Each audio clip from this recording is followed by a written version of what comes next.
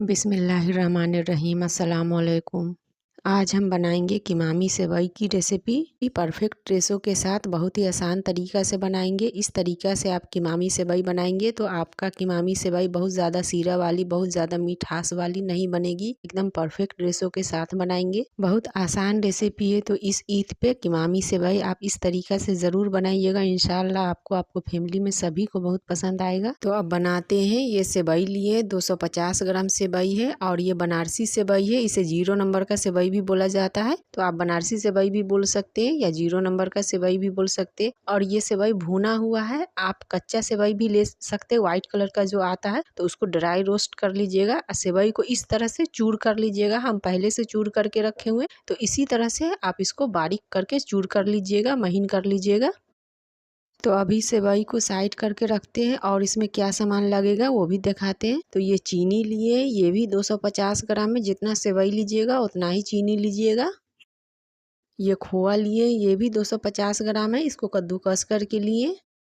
1 cup मखाना लिए और बारीक कटा हुआ नारियल बादाम लिए हैं। तो यहाँ पे ड्राई फ्रूट आप अपना पसंद से ले सकते हैं। हम बादाम, नारियल और किशमिश डालेंगे और कुछ भी नहीं डालेंगे। ड्राई फ्रूट जो आपका पसंद हो वो ले सकते हैं, कम ज़्यादा ले सकते हैं। जो नहीं पसंद हो वो स्किप कर दीजिएगा। 1/2 कप घी लिए और ये हम परफेक्ट रेसिपी दे रहे हैं तो इसलिए मखाना भी डालेंगे। ऐसे हम घर में बनाते हैं तो मखाना भी नहीं डालते। मेरा बेटा को मखाना पसंद नहीं, तो आपको भी पसंद नहीं हो तो नहीं डालिएगा। चूल्हा ऑन करके कढ़ाई चढ़ाएं, उसमें घी डालेंगे। तो पूरा घी अभी नहीं डालेंगे, इतना बचा लिए।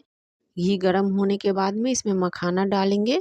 तो अब मखाना को कंटिन्यू चलाते हुए लो फ्लेम पे भूनेंगे। मखाना लो फ्लेम पे भुनिएगा तभी मखाना अच्छा से भुनाएगा। क्रिस्पी होने तक मखाना को अच्छा से भून लीजिएगा। घी इसी तरह से डाल के भुनिएगा तो मखाना अच्छा से भुना जाएगा और फूलेगा मखाना। तो मखाना बहुत बढ़िया से भुना गया है, इसको कढ़ाई से निकाल लेते हैं। अभी मखाना को साइड करके रखते हैं। अब उसी कढ़ाई में नारियल और बादाम भी डालेंगे। तो नारियल और बादाम को भी 1 से 2 मिनट फ्राई कर लेंगे और लो फ्लेम पे ही फ्राई करेंगे। नारियल और बादाम 1 से 2 मिनट फ्राई कर लिए हैं। अब इसमें किशमिश डालेंगे। तो इसी तरह से किशमिश को बाद में डालिएगा। किशमिश साथ में डालने से वो जल्दी फ्राई हो जाता है, तो जल जाएगा। एक साथ डालिएगा तो किशमिश डालने के बाद में 1 मिनट और फ्राई कर लेंगे। किशमिश भी अच्छा से फ्राई कर लिए, तो इसको भी अब कढ़ाई से निकाल लेते हैं। इसको भी अभी साइड करके रखेंगे। अब उसी कढ़ाई में थोड़ा सा और घी डालेंगे। तो अभी भी पूरा घी नहीं डालेंगे, इतना बचा लिए। अब इसमें सेवई डालेंगे। तो अब सेवई को भी भूनेंगे लो फ्लेम पे कंटिन्यू चलाते हुए। और सेवई को इसी तरह से कंटिन्यू चलाते हुए भुनिएगा ताकि एक जैसा भुनाए। अगर कंटिन्यू नहीं चलाइएगा तो कहीं पे ज़्यादा भुना जाएगा, कहीं पे कम रह जाएगा। सेवई ये भुना हुआ है, फिर भी घी में इसको 2 से 3 मिनट जैसे हम भून रहे हैं वैसे भून के ही बनाइएगा। कच्चा सेवई लीजिएगा तो पहले ड्राई रोस्ट करिएगा, फिर ऐसे भुनिएगा। तो सेवई को भी अच्छा से भून लिए। अब इसको भी निकाल लेते हैं और साइड करके रखते हैं। अब उसी कढ़ाई को फिर से चढ़ाएं। तो इसमें घी नहीं डालें, इसमें खोआ डालेंगे। तो पूरा खोआ नहीं डालेंगे, इतना सा खोआ बचा लिए और इतना खोआ को भूनेंगे। तो इसको ज़्यादा नहीं भूनेंगे, बस कुछ सेकेंड के लिए, मतलब 1 मिनट के लिए भूनेंगे एकदम लो फ्लेम पे इस तरह से, नहीं तो खोआ जल जाएगा। खोआ को भी भून लिए। अब इसको साइड करके रखते हैं। अब उसी कढ़ाई में चीनी डालेंगे। अब इसमें दूध डालेंगे। तो ये बॉईल किया हुआ दूध है, दूध नाप के लीजिएगा। ये 700 ml दूध है। अब दूध को भी चलाते हुए बॉईल करेंगे। तो यहाँ पे हम जो भी सामान लिए सब वजन करके लिए। तो वजन करके आप लीजिएगा तो आपका सेवई परफेक्ट बनेगा। और नाप के लेने से कभी कभी कोई ज़्यादा कोई कम हो जाता है, तो इसलिए हम सभी सामान वजन करके लिए। अब इसमें खोआ को भी डाल देंगे। तो ये बगैर फ्राई किया हुआ खोआ रखे, वो खोआ को डाले हैं। कंटिन्यू चलाते हुए हाई फ्लेम पे इसको पकाएंगे जब तक चीनी मेल्ट नहीं हो, उतना देर हाई फ्लेम पे पकाएंगे।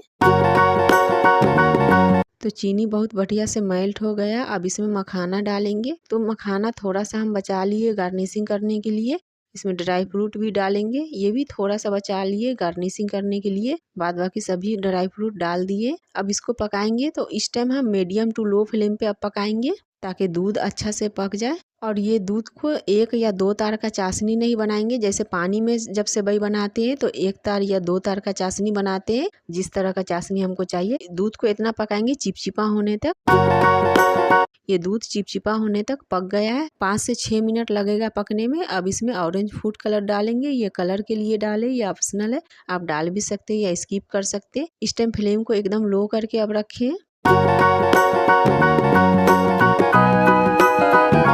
ये चाशनी बहुत बढ़िया से ऐसे पक गया है चिपचिपा होने तक। अब इसमें पानी डालेंगे, तो 1/2 कप पानी लिए, पानी को भी नाप के ही डालिएगा। ये ठंडा नॉर्मल पानी था, तो इस टाइम फ्लेम को हम हाई कर दिए। हाई फ्लेम करके 1 मिनट तक हम फिर से पकाएंगे। अब इसमें थोड़ा सा इलायची पाउडर डालेंगे, 1/2 चम्मच, 1/2 चम्मच केवड़ा पानी डालेंगे। ये सब डालने के बाद में हाई फ्लेम पे 1 मिनट पकाएं। अब फ्लेम को एकदम लो कर दिए। अब इसमें सेवई डालें, तो यहाँ पे फ्लेम को या लो करके डालिएगा सेवई, या बंद कर सकते हैं। हम फ्लेम बंद नहीं किए, एकदम लो करके रखे हुए हैं। अब इसको मिक्स करेंगे। ये मिक्स करने के बाद में चूल्हा हम बंद कर देंगे, इसको पकाएंगे नहीं, सेवई में क्रंच होना चाहिए।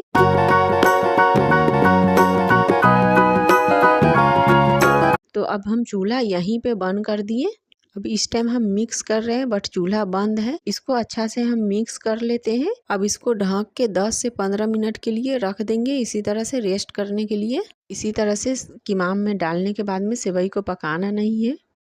15 मिनट हो गए, सेवई को देखते हैं तो सेवई बहुत बढ़िया से पक के तैयार है। तो इसी तरह से बनाइएगा तो आपका भी कीमामी सेवई परफेक्ट बनेगा। कीमाम में डालने के बाद में सेवई को बहुत ज़्यादा नहीं पकाइएगा, जब मिक्स करिएगा जितना देर उतना ही देर चूल्हा ऑन रखिएगा। उसके बाद में ढक के 10 से 15 मिनट के लिए रख दीजिएगा। गरम से उसी का भाप में सेवई पक जाएगा। अगर ज़्यादा सेवई को पका दीजिएगा तो उसका क्रंच खत्म हो जाएगा। कीमामी सेवई में क्रंच थोड़ा सा होना चाहिए, तभी टेस्टी लगता है कीमामी सेवई। तो कीमामी सेवई बन के तैयार है। तो इसी तरह से इस ईद पे आप कीमामी सेवई ज़रूर बनाइएगा। इस तरीका से आप कीमामी सेवई बनाइएगा तो बिल्कुल भी ज़्यादा मीठा नहीं होगा, परफेक्ट बनेगा। तो एक दफ़ा आप इसे ज़रूर बना के देखिएगा। तो आप भी बनाइए इसी तरह से और खाइए। रेसिपी पसंद आए तो कुकिंग माँ बेटा चैनल को सब्सक्राइब करिए, लाइक कमेंट शेयर भी करिए। जज़ाकल्लाह।